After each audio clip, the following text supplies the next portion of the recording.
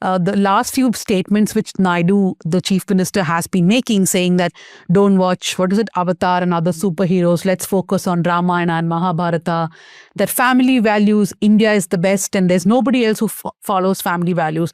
So Naidu is following a bit of a trajectory, and also he's been praising Mohan Bhagwat. He shared a stage with the RSS head. He praised him. So how do you look at all these developments? Is it really high-tech to Hindutva now? Well, I don't think any reference to Hindu religion should be construed as Hindutva. So there is a fundamental difference between Hinduism and Hindutva. So if Chandrababu Naidu praises Hindu gods, Hindu epics, I have absolutely no quarrel with him, because Hinduism is a great religion and we respect it. The problem comes only when you create a political Hinduism, which we call as Hindutva. So Hinduism is an inclusive religion. Hindutva is based on bigotry, hate, hatred, etc., etc.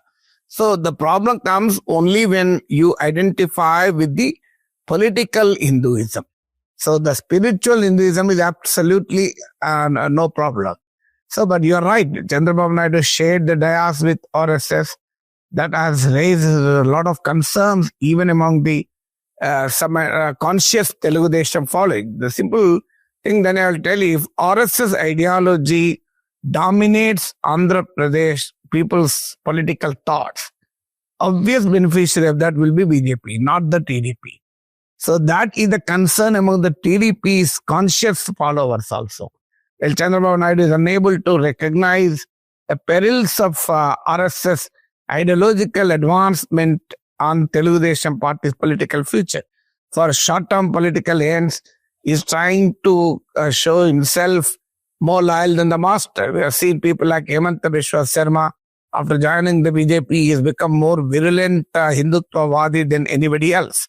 So Chandrababu Naidu, in a frantic bid to show himself as a very close ally of Narendra Modi and Bharatiya Janata Party, is trying to identify and provide a social acceptability to the RSS ideology, which is hitherto not so popular in Andhra Pradesh, unlike in the northern part of the country. So that is the major issue. Second, in order to reap political mileage from the Christian religious faith of his arch rival Jagan Mohan Reddy, Chandrababu Naidu is trying to use the issues related to Hindu gods like the Nadu controversy in Tirumala, etc. So that is the another game plan of Chandrababu Naidu, which is again a short-term political objective. All these actually provide a fertile ground for Bharatiya Janata Party. BJP may be an ally today with TDP, but we have seen from Kashmir to Kanyakumari how BJP dumps its allies for its own party growth. So that is the concern for some of the politically conscious leaders and cadres of Telugu Desam Party. But do you think that his, somewhere there's competitive communalism? Because we saw what Pawan Kalyan did, all of last year, the kind of statements that he gave on Hindutva, calling himself a Sanatani repeatedly. So somewhere do you think Naidu is competing with communalism on that to keep him from becoming a larger-than-life figure for, people in Andhra? Well, the both Chandrababu Naidu and Pawan Kalyan run a political joint venture. And this political joint venture has partnership with Bharatiya Janata Party. So therefore, both Chandrababu Naidu and Pawan Kalyan, I don't think they're competing, but they're collaborating with the Bharatiya Janata Party. Their objective is BJP doesn't have so much roots in Andhra Pradesh. BJP is not a threat to their political survival in Andhra Pradesh. So therefore, that political space, the Hindutva space is vacant, as BJP is not a serious player. And more than that, Jagan Mohan Reddy cannot compete with the Hindutva because of his personal religious credentials. He is a practicing Christian and he has not hesitated any time to shy away from this reality. So because of these two reasons, the BJP not so popular in Andhra Pradesh, and Jagan Mohan Reddy by his religious faith cannot invoke Hindu religious sentiment. So Chandrababu Naidu and Pawan Kalyan think that that is an opportunity to them. Now, for them to garner the Hindutva political space, which is of very significant popularity thanks to the Narendra Modi's elevation to the Prime Minister post. So that is the political objective. I don't say it's a competitive communalism, but it is a competitive politico-religiosity. I am not calling it communalism because there were no communal riots or there were no anti-minority hate speeches, etc. So unlike in Uttar Pradesh or unlike in the northern states, but there's a clever attempt to capitalize or appropriate the Hindutva political impact, though which may not have an electoral significance in Andhra Pradesh, but it certainly has permeated into the subconscious mind of the people everywhere in the country, including that of Andhra Pradesh. So that is the reason why both Chandrababu Naidu and Pawan Kalyan are trying to utilize the political space which is still not occupied by the Bharatiya Janata Party. So how far that will yield rich dividends is something to see, because I have no objection with somebody Sanatani with conviction. I have no objection with Narendra Modi because he is a Sanatani by conviction. So he was a pracharak, Hindutva pracharak, even when the BJP was not able to win even a single seat also. But this kind of a Hindutva for political expediency, Hindutva for political opportunity is absolutely uncalled for. So a couple of points. One is that, though you're right in saying that there has been no hate speeches or anti-minority comments being made by either Pawan Kalyan or Naidu, last few speeches of Pawan Kalyan have sort of been blaming liberals and progressives and seculars, saying that, because this is Hinduism, you will do this. Why don't you touch other religions? I feel that is the beginning of that road. And it is not very far away that you will start blaming other religions for what you perpetrate is, when you say Hinduism is the victim. That's number one. And the first point that you are making, Professor, that there is concern within the TDP that Naidu is not able to see that, projecting these ideals or talking about this, the ultimate winner can only be BJP. But he's a seasoned politician. And we all know that for him, it's not just about this government, right? It's also about making way for his son's future in the party, in the government, which is Nara Lokesh's. So can't Naidu then see that even if there's no immediate threat of the BJP during perhaps even his lifetime, that threat will come for his son when he takes over the party and the government? So out of these three parts, your question, the first part is, I said the TDP and Jana Sena, both Chandrababu and Pawan Kalyan, are not resorting to any communal hate speeches because they also want the minority votes, because Andhra Pradesh minorities are different from the minorities even in Telangana also, because the Muslim identity is subservient to the linguistic identity. In Andhra Pradesh, the religious identity is subservient to the linguistic identity. In Telangana, because of the Nizam rule, there is a difference here. In Andhra Pradesh, you can't even differentiate between an Hindu or a Muslim in terms of language, in terms of many things. And there is also a difference. Dalits in Andhra Pradesh are mostly Christian, unlike in Telangana. So they cannot afford to lose such a large vote base. So this is the dilemma of many secular parties, not just Naidu and Pawan Kalyan. Even Nitish Kumar enjoys a considerable Muslim support base. So they ally with the BJP, but at the same time they are cautious not to antagonize the Muslim vote. However, in a bid to please BJP, you have leaders like Nitish Kumar pulling out the Isa. So that is the kind of drift they always make. So whether it is Naidu or any other secular ally. Then you ask another question, seasoned politician like Chandrababu. Seasoned politicians do make mistakes because they live in their world of own. In 2019, many TDP leaders advised Naidu not to break up with Modi because they were expecting Modi's comeback, and any attempt to take an hostile attitude towards Modi has its own consequences. But Naidu refused to buy that argument. He thought that the Narendra Modi is on a losing track, and he tried to even ally with Congress. So, but that was a disastrous strategy of Chandrababu Naidu, despite his seasoned political background, as he even took a politically catastrophic decision. I'm not talking about ideological. So it is essentially politically disastrous decision for the TDP, and the party was confined to 23 seats. Then coming to the Lokesh future, Well, there is another interesting argument in the political circles. I am not either validating it or rejecting it. The thesis is that essentially for the Lokesh future, Naidu is doing this. Because Lokesh has to face a tough competition from Jagan Mohan Reddy and also Pawan Kalyan. So there may be a possibility of BJP bringing in junior NTR. Amit Shah met junior NTR, and we know the BJP's politics, the cold-blooded politics the BJP play. So therefore, to insulate Lokesh from a possible challenges and threat from the political rivals, so Naidu is consciously cultivating the Sangh Parivar so that Sangh Parivar will be a shield for Lokesh. So RSS also finds Lokesh more vulnerable to their ideology, at least more yielding to their ideology. They're not vulnerable than Chandrababu, because Chandrababu has at least some history of secular politics, etc., etc. He has a baggage of history. So Lokesh doesn't have any such thought. So therefore, to ensure that the Lokesh will be insulated from the challenges, his rivals, relatively more powerful rivals than Jagan Mohan Reddy and Pawan Kalyan, and a possible competition from junior NTR thanks to BJP, Naidu may be trying to come closer to the Sangh Parivar. More than that, I think it is Chandrababu Naidu's short-term political objective. It doesn't look beyond 10 years, beyond 15 years. He is simply living in the present. BJP is still stronger. So I have done a mistake by coming out of NDA. So let me go to the other extreme. Chandrababu Naidu is known for moving one extreme to the other. There was a time when post-Kargil, he became part of NDA.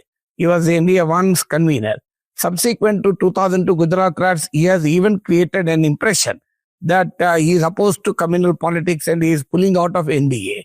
So there was time after that he said, I did a big mistake. I'm a secular politician. My party is secular.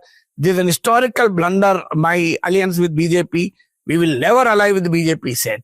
Again in 2014, he allied with BJP. Again in 2019, he started a fight against BJP. He has even denigrated Narendra Modi, brought in his wife, someone who can't do justice to his wife. How can he do justice to the nation?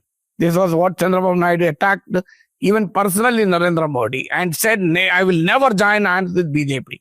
So immediately after the election, they started sending feelers to BJP. So Chandrababu Naidu, for that matter, any politician, and Chandrababu Naidu as a veteran of battles, political battles, and as someone, as you rightly said, a seasoned politician, is also seasoned in terms of moving from one end of the political spectrum to the other. You have seen what the Pawan Kalyan has done. He has allied with the left in the 2019 and immediately he became a Sanatani, unapologetic Sanatani. He is an unapologetic follower of Che Guevara. So he has moved from Che Guevara to Saffron Brigade. So that is the ease with which politicians, especially the regional political leaders, especially the so-called secular leaders across the country do this. I'm sure everybody knows, barring Lalu Prasad Yadav, I don't think there is any non-Congress, non-BJP politician in the country who has not allied with BJP. You have seen right from Mahbooba Mufti to ADNK, DNK, right from Mamata Banerjee to every other party. So that is how these so-called regional secular parties behave. Now, I just also want to point out, last week we were discussing about Pinarayi Vijayan, the Kerala Chief Minister, and what the local body polls actually showed. So, though the CPM, of course, does not make any anti-minority comment or anything like that, they have sort of been friendly with Vellapalli Nadeshan of the SNDP, who makes so many anti-Muslim comments that he's in news every single day. And the CPM, just because they associated with Vellapalli Nadeshan, had to suffer in the local body polls is a finding of the CPIM and the CPI itself. So I think that's perhaps a lesson for Naidu, that even if you don't say anything yourself, who you associate with is being watched by the minorities especially. Yeah, but I think the center itself has moved so much to the right now, right? And the right has moved further away to the right. So everything has to be recalibrated in that that view. But my question is about how the community has reacted, Professor Nageshwar. Kammas, I won't generalize, but by and large, there were a lot of leaders from the community who were known for their progressive views, anti-Brahminical movements. They were also, the top leaders of CPI, CPIM in Andhra were from the Kamma community. So how has the community itself reacted to this new change, new avatar of Naidu? Well, I don't think in terms of political progress, yes. You're right, Kammas have an history of anti-Brahminical movement. But we have seen how the Dravidian movement, which is known for its strident ideological anti-Brahmanism, strident anti-Hindutva, even Periyar is known for his atheism.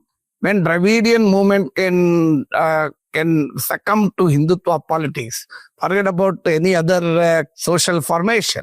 So I think Kammas anti-Brahmanical movement or some of the leading communist figures belonging to the Kamma community, that's not a big issue compared to the Dravidian movement. We have seen how the Dravidian parties, both ADMK and DMK, are hobnobbing with the BJP, hobnobbing with Hindutva politics, not just the Dravidian anti-Hindutva political ideological moorings. There is another dimension with the Dravidian movement. Their uncompromising fight against the Hindi domination, for their their commitment to federalism, all that, where have they gone when they align with the BJP? So not just, you're right, across the country, the so-called secular parties do not fully grasp the consequences of joining hands with the BJP. From Kashmir to Kanyakumari, I will give you every party that has aligned with the BJP ultimately got consumed by the BJP. Look at the PDP, which aligned with the BJP despite their ideological asymmetry on Article 370. Where is PDP now? It is completely decimated. Look at the Jananayaka Janata Party. Despite the BJP's farm loss, it associated with the BJP, and finally its political erosion is so serious that it lost all the 10 seats it was earlier won. Look at Mamata Banerjee. She was in Vajpayee government. Now she's facing the toughest competition and fight from the BJP. Look at the Assam Gan Parishad. Today it can't survive without aligning with the BJP.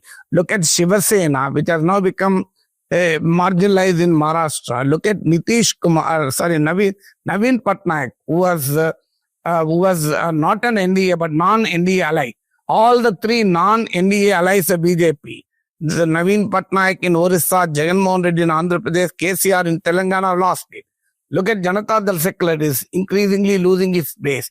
So across the country, from Kashmir to Kanyakumari, political party, ADMK, which has also lost its sheen after joining hands with BJP, SNDP, which has joined hands with the BJP by giving up the Sri Narayana Guru's great social legacy. So all these parties were humiliated by the BJP at one point of time, and the saffron juggernaut consumed them. Still, they are not learning lessons, because essentially these parties demonstrate ideological pusillanimity and a lack of strategic vision. They only look at immediate political gains. So that is the result is that is political disaster. So Telugu Desam cannot be an honorable exception in this process. I have given you across the country examples. So how can Telugu Desam be an honorable exception? Now, just to move away from the RSS and the BJP and Telugu Desam party, to just look at what Chandrababu Naidu has been saying. So I was reading older reports from 2018, etc., where he used to say, I'm not satisfied with ministers. And we see the same trajectory happening this time too, where he's saying, I'm not satisfied with ministers. There's only 51% satisfaction in Andhra Pradesh. What is the political strategy behind Naidu always othering his ministers, his MLAs, saying that they are not performing well? Is it genuinely in public? Yeah. Is it genuinely a leader saying that wanting more productivity from his, from his coterie cadres, whatever, or is there something else behind that? If it is really for productivity, you will not say it in public. You will pull them up in the internal meetings. Not just that, Andhra Jyoti, which is allegedly pro-Telugu Desam party, so which is everybody knows it is an anti-Jagan newspaper, not the party. So Andhra Jyoti, if you look at the stories, not just Jagan's newspaper Sakshi, Andhra Jyoti, which is certainly not hostile to TDP, you'll find number of stories on the page one accusing ministers of corruption, accusing MLAs of land grabbing, accusing collectors of non-functioning. And I've seen a program on ABN, Andhra Jyoti's sister concern, is a TV channel, wherein the TDP representative, the Kutumba Rao, who was the planning board vice chairman, has openly said that TDP, the NDA MLAs, including TDP MLAs, are intoxicated with power. Use the word intoxicated. So look at that. Even Jana Sena leader Shiv Shankar openly said. So our leader, our MLAs are earning money left, right and center.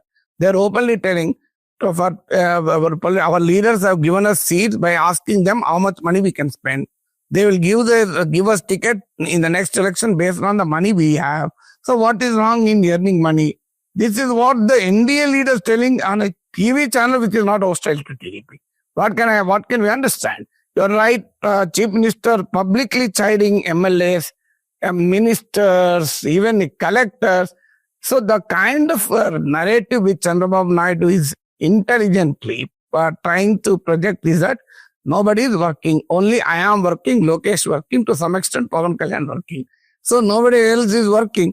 So ministers are not working, ministers are not corrupt, MLAs are not working, collectors are not working. So this is the kind of narrative which he is trying to project. This is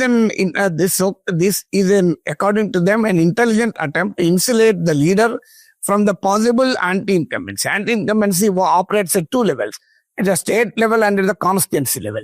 So he wants to overcome the constituency level anti-incumbency by trying to insulate himself and Lokesh from the discontent, the anti-incumbency, which is a result of the discontent that started brewing in the state. So Jagannath Reddy did the same thing. He has changed candidates, and he has introduced new candidates and thought that his anti-incumbency will be overcome. But that did not happen. There will always be an interplay of anti-incumbency at the local level and the state level. But the leaders often, KCR also thought that, well, there is anti-incumbency against MLAs, but they want me to be the chief minister. Jagannath Reddy wanted the same thing, said the same thing. There is anti-incumbency against MLAs, but I am very, very popular. Chandrababu Naidu is also dreaming the same thing. So the result is something to be forecast. Perhaps the blueprint is from Gujarat, I think ahead of 2017 elections there, that done a complete rehaul of the cabinet, including the chief minister. Every single minister was changed, and that did yield result because there was a lot of, that's of course decades of anti-incumbency. But Professor Nageshwar, it's interesting you mentioned Pawan Kalyan, and you said that, according to Naidu, to some extent Pawan Kalyan is working. How is that entire equation going on right now? I mean, there is of course a caste tension also, the Kapu Kama tension. Just to add to that, whenever I speak to anyone for our newsletter Power Trip, which we are forced to talk to politicians, everybody says that TDP and Jana Sena for now have a good understanding, as in they're working in tandem, there's no confusion.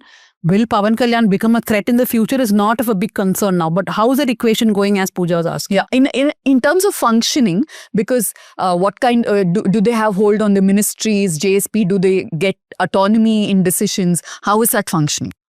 Well, the question of autonomy doesn't come because no minister wants autonomy. So the problem comes only when somebody wants autonomy. Only Pawan Kalyan wants autonomy. Lokesh already enjoys autonomy. So no other minister really wants autonomy. They enjoy the ministerial position. So not that they want autonomy, and Chandrababu is not giving. So in fact, you're right. There is a unnatural social coalition in Andhra Pradesh. Kamas and Kapus who were on different sides of the political spectrum for quite some time in the history of Andhra Pradesh, have solidly behind the Chandrababu Naidu led NDA in Andhra Pradesh. So there is absolutely no problem in the social and political coalition as of now. Well, there are problems at the local level. That is obvious. Even within the parties, you will find those problems. But in an alliance, you will always find. That too, an unnatural social coalition will certainly have that problem. But as of now, thanks to Jagan, thanks to the fear of Jagan coming back, both Kammas and Kapos are together, and TDP and Jana Sena alliance is very solid.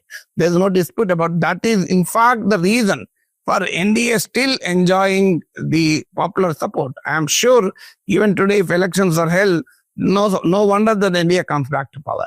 So the reason for that is the socio-political coalition that has remarkably changed the political scenario against Jagan Mohan Reddy. It still remains very strong. So both Chandrababu Naidu and Pawan Kalyan are very, very cautious. Even Lokesh are very, very cautious not to antagonize each other. So I use the word to some extent. The reason is, well, Chandrababu Naidu has a dilemma. He cannot forego Pawan Kalyan. At the same time, he has to install Lokesh. So this was to a very peculiar situation. If he wants to, there are instances when TDP leaders talked about making Lokesh deputy chief minister, and one of the ministers has even said, why can't you make Lokesh the chief minister also? Well, obviously, Jana Sena was immediately irritated because they don't want any other deputy chief minister other than Pawan Kalyan. So, but the fire was extinguished. The political fire was extinguished. Both Chandrababu Naidu and Pawan Kalyan were taking extra care to ensure that there are no problems in the coalition.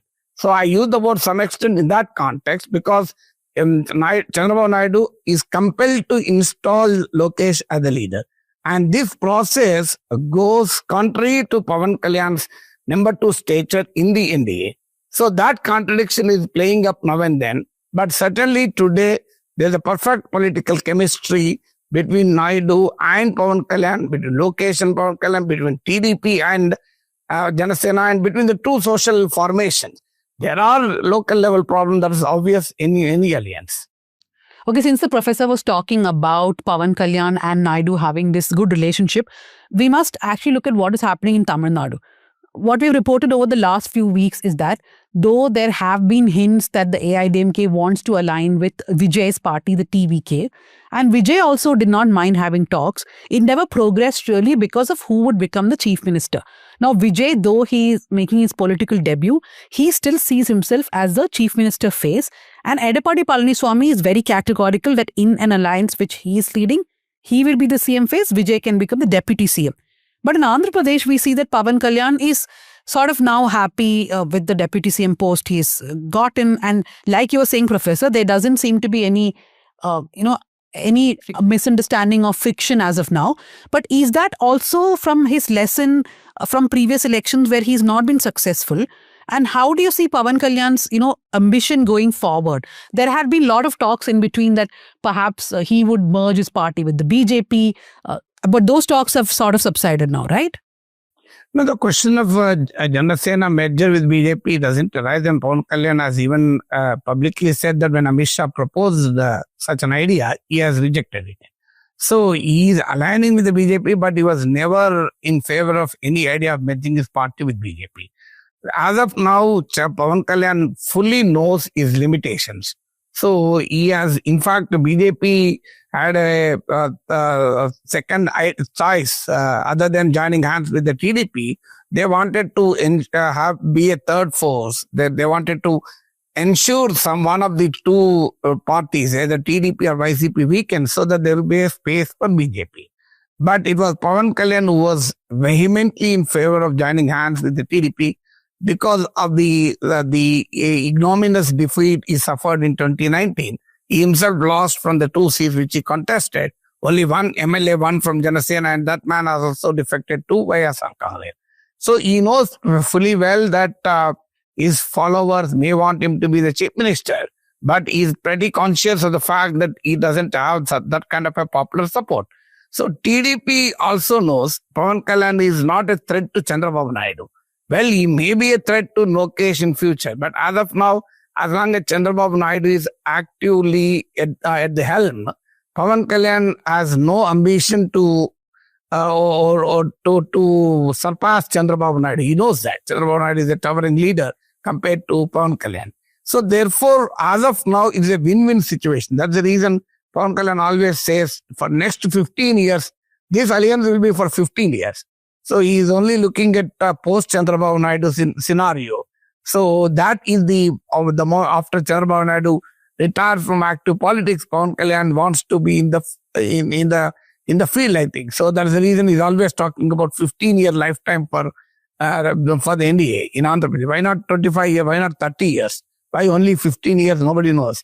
So therefore, he is fully conscious, and TDP is also conscious. If not all the TDP leaders, it is Chandrababu Naidu is very, very conscious of the fact that the winning edge is provided by Jana Sena. So Jana Sena may have a 6 to 7% vote across the state. But in highly polarized political past where Jana Sena's addition is very, very important. That's the reason Chandrababu Naidu himself described Pawan Kalyan as a game changer.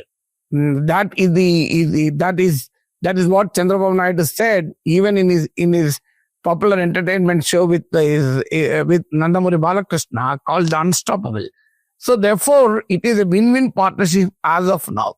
It perfectly suits the present political context. Nobody knows what will happen in future. As of now, so Pawan Kalyan is happy, Kapus are happy, Kamas are happy, Chandrababu Naidu is happy. It is all well scenario because of the threat Jagan Mohan Reddy poses to them. Because Jagan Mohan Reddy still retains 40% solid vote base even today, despite losing the elections. So therefore, any split in the anti-Jagan vote or any fragmentation in the anti-Jagan vote will prove costlier for both TDP and Jana Sena.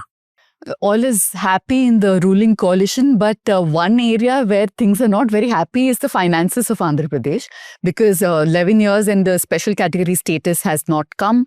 But I think they've sort of now they've given up for a lack of choice, but it's not that the state doesn't need those grants, right? And for the development of Amravati, I think Naidu had asked for over 50,000 crores.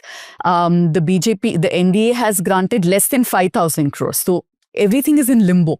And in fact, we were talking about the debt-to-GSDP ratio of Tamil Nadu a couple of weeks ago, and let me explain.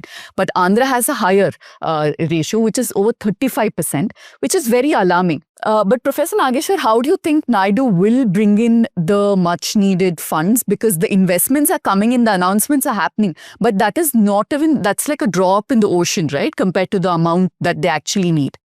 Well, it is true. Finances are very complicated. How the political parties operate. So across the country, we have seen how the populism has taken a heavy toll of governance. So Andhra Pradesh is no exception to that. So the point here is, let me make a small correction. For Amravati, World Bank has given 15,000 crores, and I was told that the Modi government is making it a grant rather than a loan. So, it is true that the Narendra Modi government is not cooperating with the Naidu to the extent Chandrababu Naidu wants, but certainly he has no other option. So he can't go against the NDA. So he has already learned the lesson in 2019. So any attempt to give up Modi friendship, Jagan Mohan Reddy is already a non-NDA ally. So he doesn't want to antagonize Modi, given the kind of fate Arvind Kejriwal, Hemant Soren, and many others are facing. So Chandrababu Naidu, more than the finances, politics matter very much now. So he has to compromise with Narendra Modi and get whatever little or more, whatever is possible. This is now trying to balance between the fragile economics and robust politics. So trying to ensure some of the promises are at least fulfilled, like the Super 6, the populist promises. But Amravati and Polavaram can always wait for the next elections so that they will remain as a political ploy.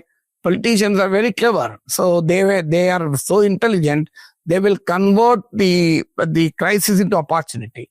Pulwama was a crisis. Modi converted into an opportunity. So they know very well how to convert a crisis into an opportunity. Well, Amravati and Polavaram, if they are not completed, well, it's a crisis, but they will convert into opportunity. If you want me to complete Amravati, if you want me to complete Polavaram, vote for NDA. So that is how politicians are intelligent in converting crisis after crisis into an opportunity after opportunity. Perhaps the BJP is also reluctant to give more grants because the credit will go to Naidu if they give any more grants, and they don't want him getting any more stable. But it's also interesting because Naidu had said that reckless freebies, I'm using his term, we don't like the word freebies, but that reckless freebies by the YSRCP government is what pushed the Andhra state into this kind of fiscal deficit. But if you look at his promises, they are also, I mean, rightly so, they also talk about welfare schemes. From Talli Ki Vandanam to several other schemes are in the same direction. Some of them, in fact, are just rebranded from what YSRCP had given. So I don't know where they'll find money both for development and for welfare schemes. But yeah, Professor, I think we'll just end with the person that we did not speak about now at all, who is Jagan Mohan Reddy. One is, what exactly is Jagan Mohan Reddy up to? I mean, I know that there has been a lot of opposition from Jagan Mohan on the PPP model, which Naidu is now going to persist, especially in the health sector. In fact, we had PV Ramesh in the episode a few weeks ago, where he was speaking very strongly against the PPP model, which Naidu wants to bring in the health sector with the government hospitals. What are your thoughts on what Jagan Mohan Reddy is up to?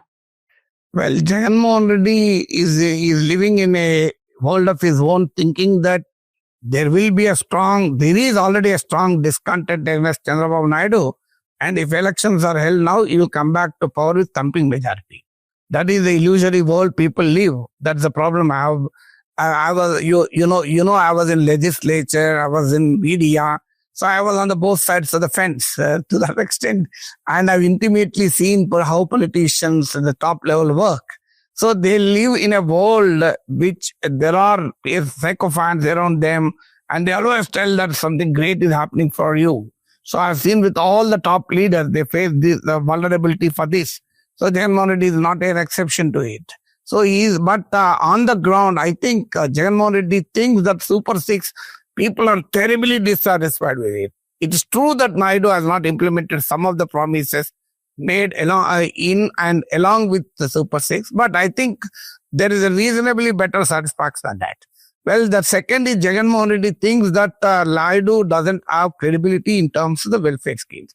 He has a greater credibility. It is also true, Jagan Mohan Reddy has greater credibility in welfareism.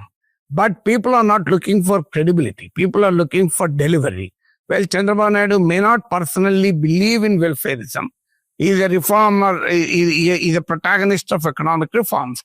But that doesn't matter for them. As long as the government delivers for willy-nilly, it's fine for them. Chandrababu Naidu may have an ideological aversion towards so-called freebies, but he is already doing the same thing. Modi talks about freebies and he's promising everything from Delhi to Bihar. So politicians look at this people look at it in terms of the delivery. So, but on medical colleges, PPP, certainly TDP is on a wrong side. So, I've seen some of the surveys which reveal that around 80% of the people are against medical college in PPP. So, YSR Congress has certainly scored so well on the issue. I'm not telling it will be a political game changer. It may not have that kind of a striking potential, but certainly there is an issue where the NDA and Chandrababu Naidu was caught on the wrong side, and Chandrababu Naidu is unable to come out of it. He's bringing in Narendra Modi, he's bringing in Atal Bihari Vajpayee also. Recently, he said it is Vajpayee who started PPP. He's trying to invoke the name of Vajpayee and Modi to defend PPP. The next only thing, perhaps he will invoke the name of God. God also wanted PPP, he may say tomorrow morning. So, but on the PPP, Jagan Mohan Reddy certainly scored more. But there are other significant issues. On employment, still the restlessness has started among youth, especially because TDP promised 20 lakh jobs a year. They're talking about investment. Everybody knows, you and me agree on one thing. Our economics is different. Investment doesn't translate into real jobs. Investment doesn't even translate into real investment. They are all MOUs, and everybody knows what is an MOU. Ultimately, a fraction of it actually comes on ground. Even if it comes on ground, we are living in an age of jobless growth and even job loss growth. So on jobs front, Chandrababu Naidu is already started facing discontent.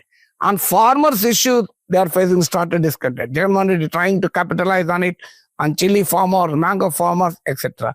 But on law and order, Jagan Mohan Reddy is thinking that people are very, very averse to Chandrababu Naidu.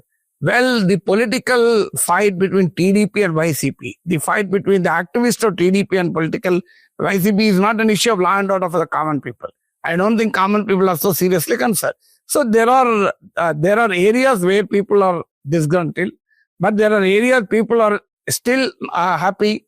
So the political, more than the populism, more than the promises, the political chemistry between TDP and Jana Sena, that makes a world of difference. In Andhra Pradesh, unfortunately, there is so much caste consolidation. Pawan Kalyan himself said that in Andhra Pradesh, people think in terms of caste. So the problem in Andhra Pradesh is these caste loyalties are so strong. Even if the leader does something wrong, they still criticize him, but still support him. So that is the unflinching caste political loyalties in Andhra Pradesh. So therefore, it is not so easy to break this polarization, and that is being witnessed today in Andhra Pradesh. Okay, so thank you very much for that, Professor. I think to those listening, I hope he's been able to give a good picture of the politics in Andhra Pradesh.